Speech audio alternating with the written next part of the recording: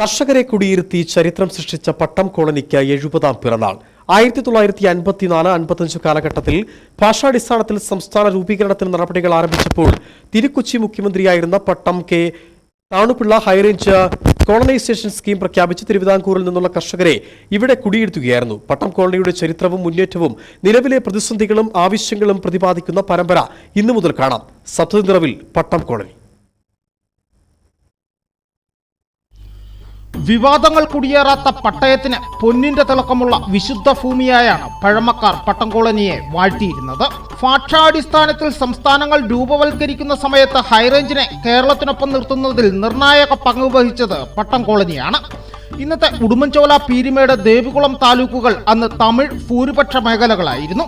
High range തമിഴ്നാടിനോട് ചേർക്കണമെന്ന ആവശ്യം ശക്തമായതോടെ അന്ന് തിരുക്കൊച്ചി മുഖ്യമന്ത്രിയായിരുന്ന പട്ടം എ താണുപിള്ള ഹൈറേഞ്ച് കോളനൈസേഷൻ പ്രഖ്യാപിച്ചു. രണ്ടാം ലോക മഹായുദ്ധം സൃഷ്ടിച്ച ഭക്ഷ്യക്ഷാമം പരിഹരിക്കുകയായിരുന്നു മറ്റൊരു ലക്ഷ്യം.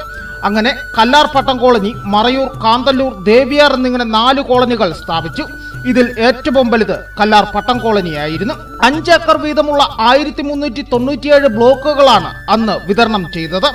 1955 ജനുവരി 20-ന് കോളനിയുടെ ഔദ്യോഗിക ഉദ്ഘാടനം കല്ലാറിൽ ഇപ്പോഴത്തെ വനം വകുപ്പ് ഓഫീസിന് പിറകിലെ പാറപ്പുറത്ത് റവന്യൂ ധനകാര്യ വകുപ്പ് മന്ത്രി PK കുഞ്ഞുമുഹമ്മദ് സാഹിബ് നിർവഹിച്ചു.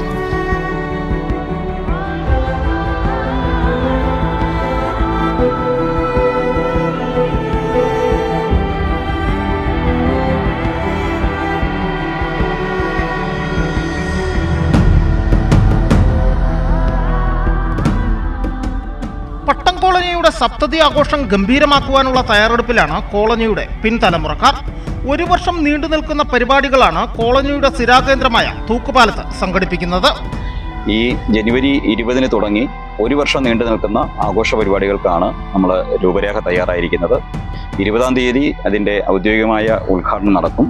26-ന് ജനുവരി 26-ാം തീയതി റിപ്പബ്ലിക് ദിനത്തിൽ വലിയ വിപുലമായ പരിപാടികൾ തൂക്കുപാലത്ത് നടത്തുന്നുണ്ട്.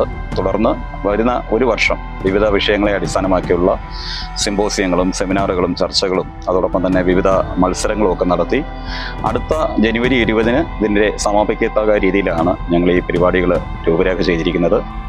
കർഷകരെ കുടിയിരുത്തി ചരിത്രം സൃഷ്ടിച്ച പട്ടം കോളനിയുടെ 70-ാം പിറന്നാൾ ആഘോഷങ്ങളുടെ ഭാഗമായി പട്ടം കോളനിയുടെ ചരിത്രവും നിലവിൽ നേരിടുന്ന പ്രതിസന്ധികളും ആവശ്യങ്ങളും പ്രതിപാദിക്കുന്ന പ്രത്യേക പരമ്പര ഇന്നു മുതൽ ഇടുക്കി വിഷൻ പ്രേക്ഷകർക്ക് കാണാം. Aneesh PA, Idukki vision news.